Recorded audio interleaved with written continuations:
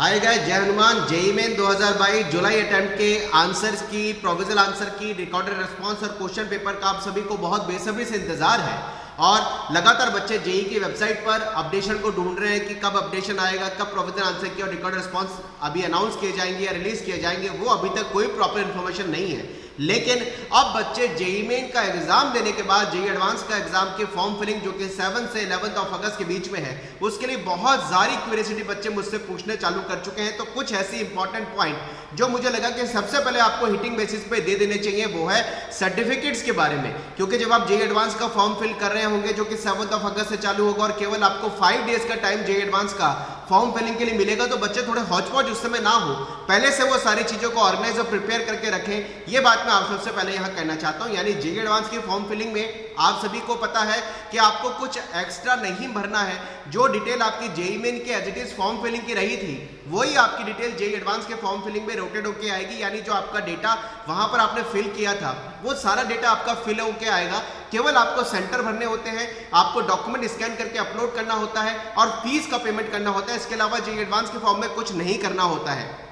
लेकिन मेरे पास पिछले 3-4 दिन से बहुत सारे बच्चे कॉल कर रहे हैं, मैसेज कर रहे हैं और ऑफिस में आकर के मिल भी रहे हैं कि सर, जेईई एडवांस की फॉर्म फिलिंग के टाइम में अगर हमारे पास कैटेगरी का डॉक्यूमेंट नहीं होगा तो हमारा क्या होगा। आप सभी को पता है, जिन बच्चों के पास में, खासकर मैं ओबीसी डब्ल्यूएस के पहले बात कर लेता हूं कि आपका डॉक्यूमेंट 1 अप्रैल के बाद का डॉक्यूमेंट मांगा गया है, और जिन बच्चों के पास में डॉक्यूमेंट 1 अप्रैल के बाद का नहीं है, उन्होंने जेईई मेन के फॉर्म फिलिंग के ड्यूरेशन में भी अंडरटेकिंग दी थी और उस अंडरटेकिंग में मेंशन किया था कि हम अपना ओबीसी और ईडब्ल्यूएस का डॉक्यूमेंट काउंसलिंग के टाइम में कॉलेज अलॉटमेंट के बाद दे देंगे।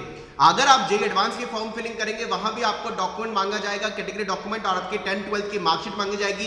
10th और 12th की मार्कशीट आप सभी के पास अवेलेबल होगी। लेकिन अगर आपके पास कैटेगरी का डॉक्यूमेंट अवेलेबल नहीं है, खासकर ओबीसी ईडब्ल्यूएस का, तो आप जेईई एडवांस की फॉर्म फिलिंग में भी अंडरटेकिंग दे सकते हैं और अंडरटेकिंग देकर के आपको काउंसलिंग में, जोसा काउंसलिंग के जो पहले राउंड का सीट अलॉटमेंट होगा, तब तक का टाइम आपको मिल जाएगा। और जेईई एडवांस की फॉर्म की जो अंडरटेकिंग है, वो आपके इन्फॉर्मेशन बुलेटिन में जेईई एडवांस की मेंशन है। वहां से आराम से उसका प्रिंट निकाल के फिल करके आप उसको स्कैन करके अपलोड कर सकते हैं। और अगर देखा भी जाए तो 28 अगस्त को आपका आईआईटी का एग्जाम होगा, 11 सितंबर को आपको जेईई एडवांस का रिजल्ट आएगा, और आईआईटी एनआईटी की जो ज्वाइंट काउंसलिंग, जोसा काउंसलिंग होती है, वो 12 सितंबर से चालू होगी। यानी 28 अगस्त से 11 सितंबर तक का टाइम, करीबन 15 दिन का टाइम आपके पास रहेगा अपने डॉक्यूमेंट को बनवाने का। तो कोई बच्चा अगर जिसके पास अभी ओबीसी डब्ल्यूएस का डॉक्यूमेंट नहीं है, तो वो किसी तरह का हौच-पौच ना हो, परेशान ना हो कि अगर अभी जाकर के बनवाना है क्या एडवांस का फॉर्म नहीं भर पाएंगे क्योंकि केवल 5 डेज का टाइम एडवांस के फॉर्म फिलिंग में मिलेगा।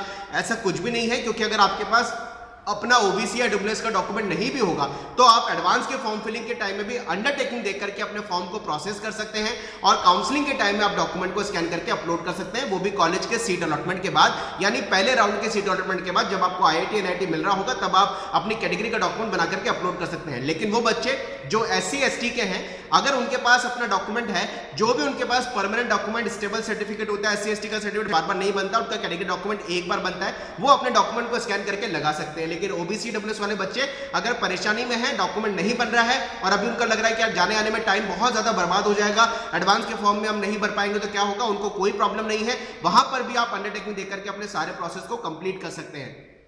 तो जेईई एडवांस के फॉर्म में आपको डिटेल नहीं भरनी होती है। आपकी सारी डिटेल, आपका नाम, father name, mother name, date of birth, आपकी और भी एकेडमिक डिटेल सारी आपकी जेईई मेन के फॉर्म से रिलेट होकर फैच होकर आती है। आपको केवल जेईई एडवांस के फॉर्म में अपना ये कह सकता हूं, इवन तक फोटोग्राफ, सिग्नेचर भी आपको स्कैन करके अपलोड नहीं करना पड़ता। केवल आपको डॉक्यूमेंट, अपनी कैटेगरी का डॉक्यूमेंट, 10th और 12th की मार्कशीट स्कैन करके अपलोड करनी पड़ती है।